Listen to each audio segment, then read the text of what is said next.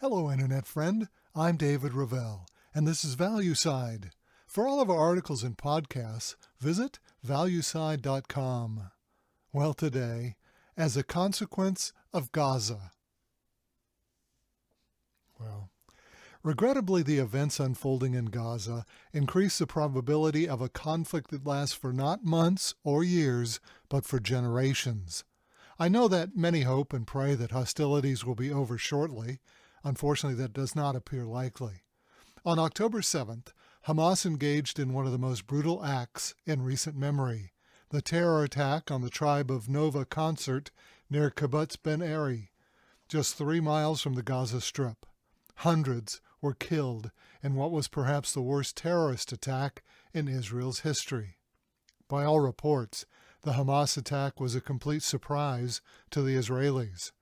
However, Prime Minister Benjamin Netanyahu was quick to respond, taking to the airwaves to proclaim Israel's counterattack, called Operation Sword of Iron.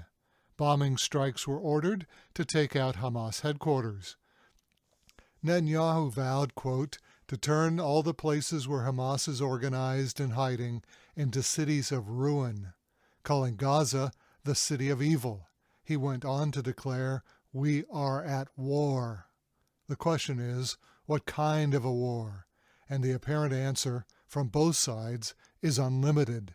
Neither Hamas nor Israel have many qualms about including civilians in the death and destruction of their conflict. Here in the West, we've come to view modern warfare as a series of precision strikes aimed at military and strategic targets alone. Television shows those carefully aimed targets exploding just the enemy while avoiding any nearby collateral building or presumably people damage. But that distinction between civilian and military has been obliterated by both Hamas and Israel. Hamas took no such caution when they attacked that music concert. They just wanted to inflict as much harm as possible.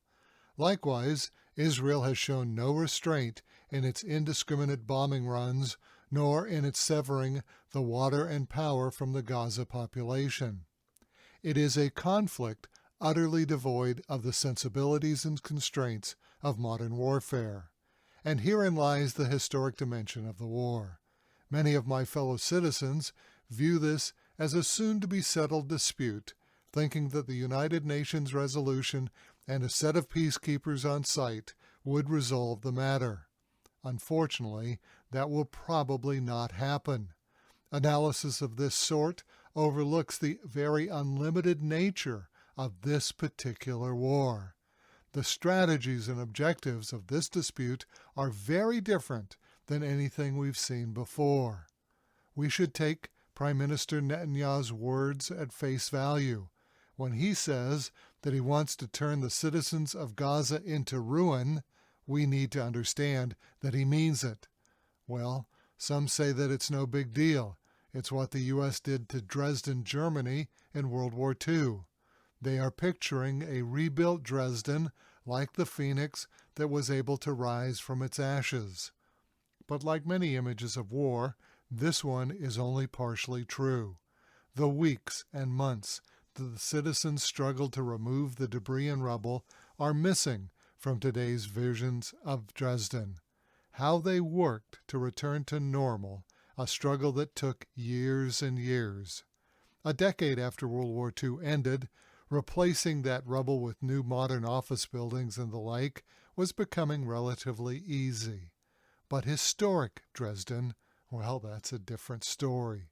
Those classic, graceful edifices that gave Dresden a distinct personality, well, that's a very different story indeed. It includes the Dresden Opera House, the Palace, and the Frankenkirche, the city's central church. It took 70 years to restore the Frankenkirche when few were left to remember what the church looked like before the bombs fell. That's the kind of legacy that Israel is inflicting on Gaza now.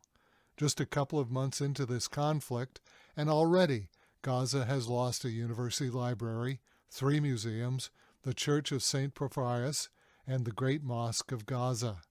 Like Dresden, the ruins of these historic places will be etched in people's minds as a constant reminder of this 2023 Hamas-Israel conflict.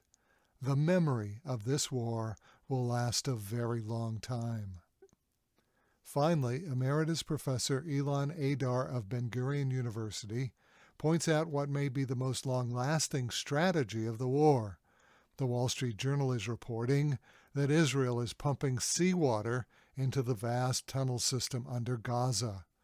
As Professor Adar points out, the adverse effects of polluting fresh water with salt water could last for generations.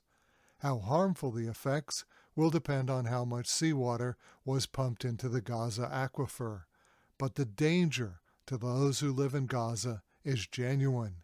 As Adar points out, quote, "As a citizen, despite the disaster that we experienced on October 7th, I still think that in the long run, and we have to think of the future, it would be politically and morally incorrect to have a thirsty neighbor."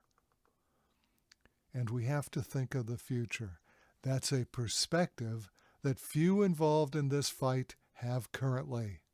The sad reality is that no matter how this war evolves, we will live with the consequences for years, if not decades, to come. And that's today's Value Side. For all of our articles and podcasts, visit valueside.com. I'm David Ravel.